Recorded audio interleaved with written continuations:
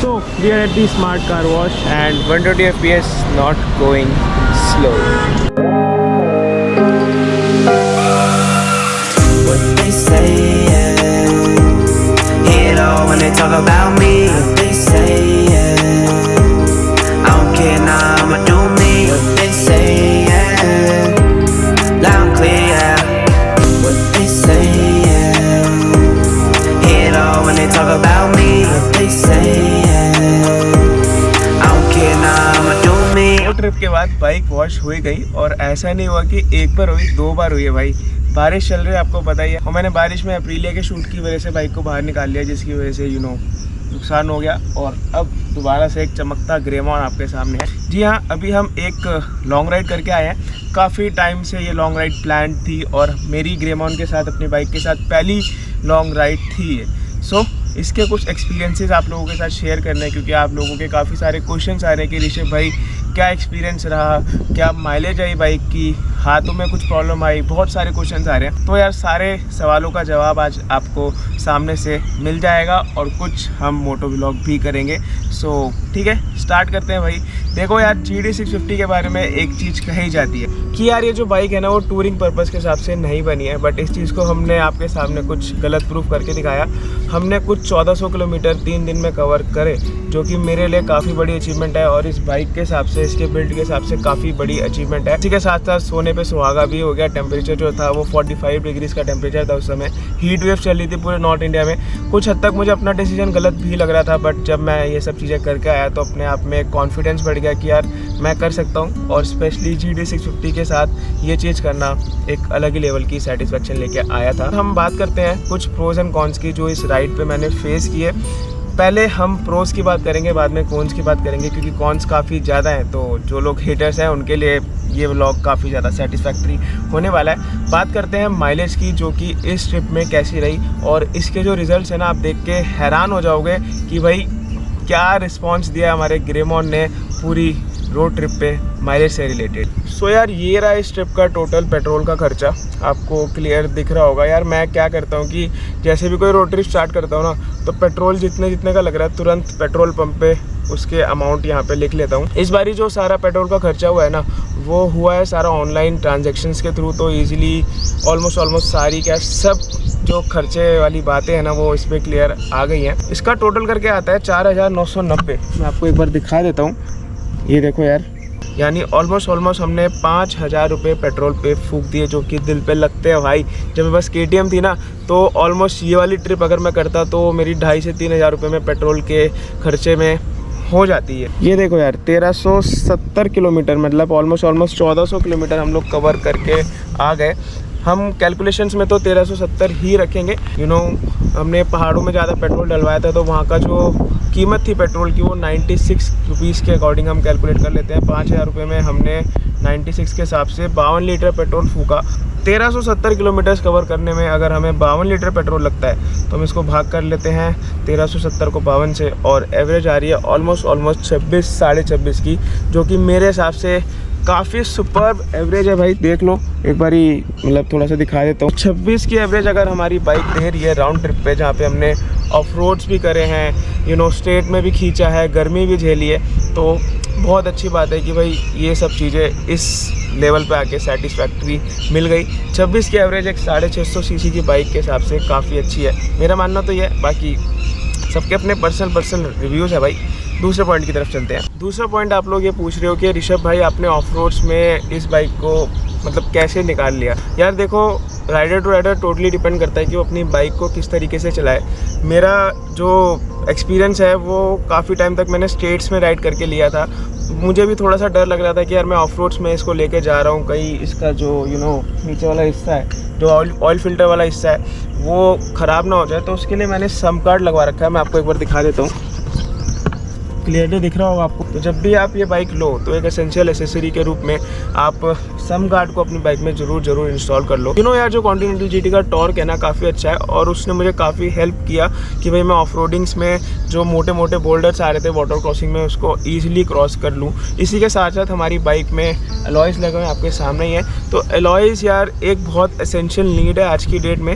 आप लोगों को, जो लोग भी परचेज़ कर रहे हैं इस बाइक को, नए मॉडल को परचेज़ कर रहे हैं, तो मैं यही रिकमेंड करूँगा कि यार स्पोक्स के साथ लुक अलग आती है, मैं मानता हूँ, बट लॉन्ग टर्म के लिए अलॉयज़ काफ़ी ज़्यादा इंपॉर्टेंट है। चलते हैं भाई अपने तीसरे पॉइंट की तरफ, जो कि आप लोग टायर से रिलेटेड पूछ रहे थे। टायर की तरफ चल लेते हैं भाई, ये रहा, चलो चलते हैं। तो इस टायर के बारे में आप लोग काफ़ी बोलते हो कि ये टायर अजीब सा है थोड़ा।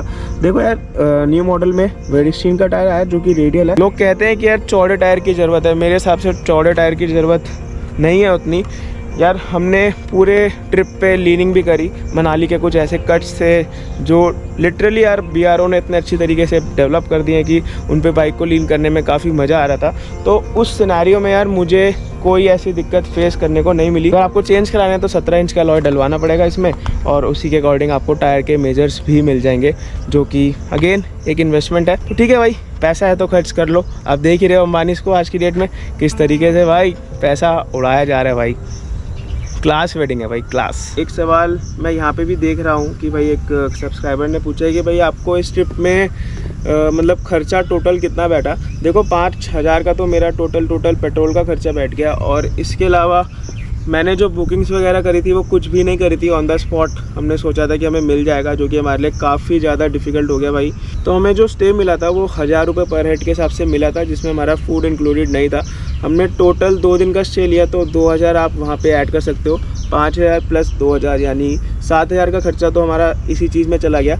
उसके अलावा हमने जो कुछ खाना पीना किया बाहर से, उसको टोटल हम राउंड ऑफ करेंगे तो 2 से 2,500 के अराउंड वो बैठ गया। मुझे जो टोटल खर्चा बैठा वो अराउंड 10,000 रुपये के आसपास बैठा, जो कि 3 दिन के हिसाब से ठीक है। 3,000 रुपये पर दिन के हिसाब से मुझे ये ट्रिप का खर्चा बैठा। बट यार मेरे अंदर क्या हुआ कि यार मेरे को काफ़ी टाइम से जाना था ट्रिप पे, तो मेरे अंदर की जो आग थी ना वो कुछ हद तक निमट गई है। और जैसा मैंने आपको बताया कि इस साल 2 से 3 ट्रिप और प्लान है, वो करेंगे। और मोस्टली यार वो राइड सोलो होने वाली हैं, तो एक सोलो राइड का एक्सपीरियंस मुझे इस ट्रिप से मिला। ये मेरे लिए काफ़ी चैलेंजिंग भी था और एक अच्छा कॉन्फिडेंस लेके मेरी लाइफ में आया है। चलो भाई मोटो व्लॉग को स्टार्ट करते हैं। सो यार एक छोटी सी वीडियो मैंने आप लोगों के लिए रिकॉर्ड करी है। इतने मैं इस टर्न को पार करता हूँ तो आप कैसे माउंटेन्स में इस बाइक को लीन करके मूव ऑन कर सकते हो। अभी हमारा मूव ऑन हो रहा था, तो कैसे आप एक कर्व पे लीन कर सकते हो, उसके लिए मैंने एक छोटी सी वीडियो बनाई थी, कुछ सेकंड्स की है, चेकआउट करो। फिर अपने मोटो व्लॉग को हम कंटिन्यू रखते हैं। अब ये वाला जो कर्व है देखो, इस पर हल्का सा डाउन शिफ्ट कर दिया मैंने, अब अप शिफ्ट करके उठा दिया। कर्व पे डाउन शिफ्ट करने का मतलब ये है कि आपके टायर की जो पकड़ है ना वो थोड़ी सी स्ट्रांग हो जाती है, तो स्लिप होने के उस सिनेरियो में चांसेस कम होते हैं। ये मेरा पर्सनल एक्सपीरियंस है, मैंने आप लोगों के साथ शेयर करा है। अगर कुछ गलत लगता है तो भाई करेक्ट कर देना। सो यार ये तरीका था कुछ मैंने सीखा इस ट्रिप पे, जिससे मैंने GT 650 को हल्का फुल्का लीन कर लिया। इतना तो मैं भी एक्सपर्ट नहीं हूँ, बट अगर आप एक बिगनर हो तो इसको फॉलो कर सकते हो और इसके थ्रू ही आप भी लीन करने की कोशिश कर सकते हो। इसी के साथ साथ चलते हैं अपने नेक्स्ट पॉइंट की तरफ, जो कि है भाई पावर ड्रॉप। यार आप अगर हाई एल्टीट्यूड पे जाओगे, अब जैसे हमने 16,000 की फीट को टच किया, तो जैसे जैसे हम ऊपर चल रहे थे तो बाइक में कुछ पावर ड्रॉप भी मुझे महसूस हो रहा था।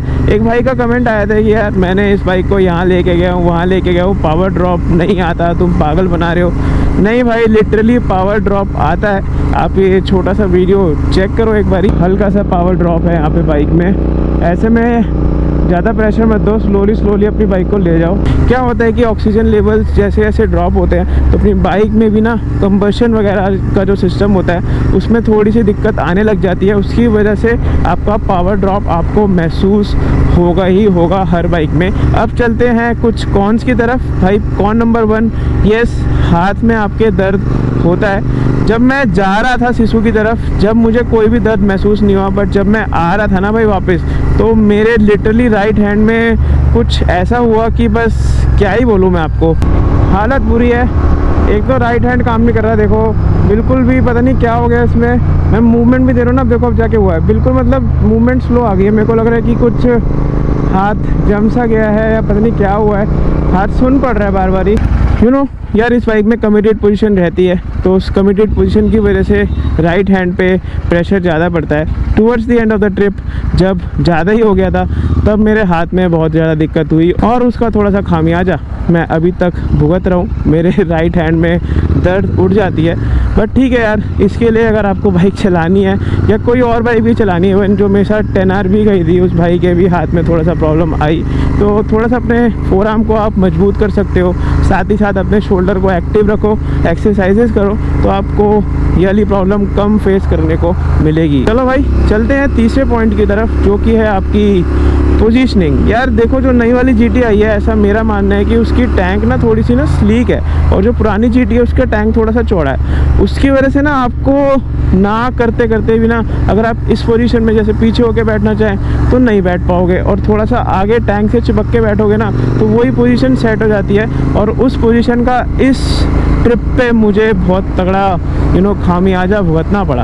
क्या हुआ कि यार, जब टेम्परेचर इतना ज़्यादा था, सामने की तरफ से भी हीट आ रही थी, नीचे से भी हीट आ रही थी, राइट लेफ्ट हर जगह से हीट आ रही थी, तो इंजन गर्म होने के कारण, एक्सेसिव हीट होने के कारण इंजन में कोई प्रॉब्लम नहीं आई, बाइक बिल्कुल सही चली। ये जो टैंक है ना, ये टैंक जो है भाई देख लो, लोहे का टैंक है।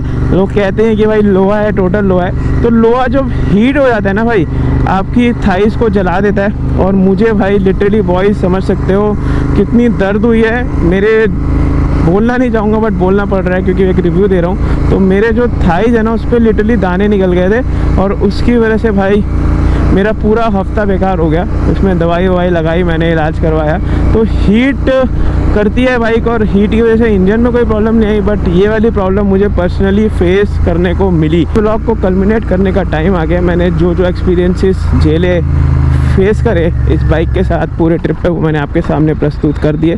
पुलिस वाले अंकल आ गए, चलो कैमरे को बंद कर लेते हैं और चलते हैं। एक लंबी राइड इस 20 के साथ, जो मेरी प्लान थी काफ़ी टाइम से, वो सक्सेसफुल हो गई। वन पीस में घर आ गए, सबसे बड़ी बात वही है। और लिटरली यार, इस बाइक ने कहीं मुझे परेशान नहीं किया। थोड़ा सा मेरे हाथ में आते वक्त पेन होने लग गया था, वो चीज़ है भाई आपके पाम में ना, जैसे मेरा राइट पाम है, ये देखो, इसमें थोड़ा सा पेन, थोड़ा क्या मतलब पेन होने लग गया था, वो मैं क्लियर बोलना चाहूँगा। तो वो एक डिसबेनिफिट लगा।